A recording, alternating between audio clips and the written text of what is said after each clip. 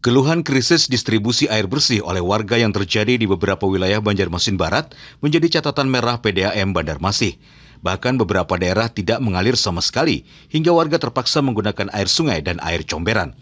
Menyikapi hal itu, Wali Kota Banjarmasin Ibnu Sina meminta PDAM agar segera mengganti dan memperbaiki pipa yang bermasalah tersebut.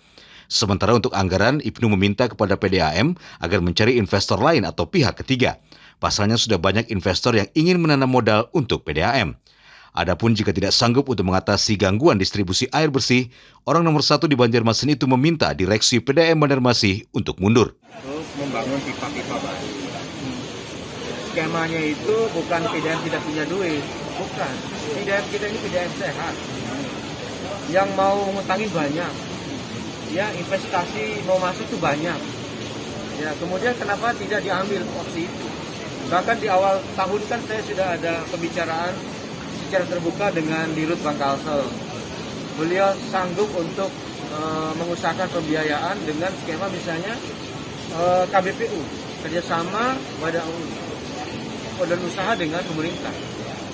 Dan pihak ketiga, banyak yang mau bangun. Tapi tinggal PDAM aja lagi, mau bantu nggak? Kalau mau nggak tidak? Terkait dengan penyertaan modal dari Pemko sendiri, kalau penyertaan modal itu harus dilihat bahwa setelah kejadian OTT, ya kemudian perda yang dibahas tidak ada seorang pun berani mengeksekusi, ya kan sebaiknya perda itu dicabut saja, karena pasti akan berdampak pada yang lainnya misalnya. Itulah penyebab kenapa penyertaan modal tidak dilakukan. Satu. Yang kedua, kenapa penyertaan modal tidak dilakukan? Karena memang PDAM ini untung. PDAM Banjarmasin itu untung. Ya kan? Setiap tahun ada dividen yang kita terima. Artinya apa? Kalau bisa pembiayaan tanpa menggunakan APBD,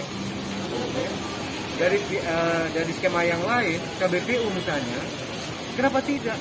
Artinya kalau PDAM merasa tidak mampu, direksinya merasa tidak mampu untuk mencari pembiayaan, ya udah mundur aja jadi direksi PDAM.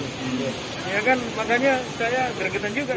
Seperti diberitakan sebelumnya, gangguan distribusi air di kawasan Banjarmasin Barat sudah terjadi beberapa bulan terakhir. Akibat aliran air PDAM tidak lancar, sebagian warga ada yang mengeluhkan sakit gatal-gatal. Untuk penanganannya, saat ini pihak PDAM menyuplai air bersih dengan mobil tangki setiap harinya untuk memenuhi kebutuhan air di beberapa kawasan di Banjarmasin Barat. Dari Banjarmasin, Alif Hidayatullah, Kalsel 1net.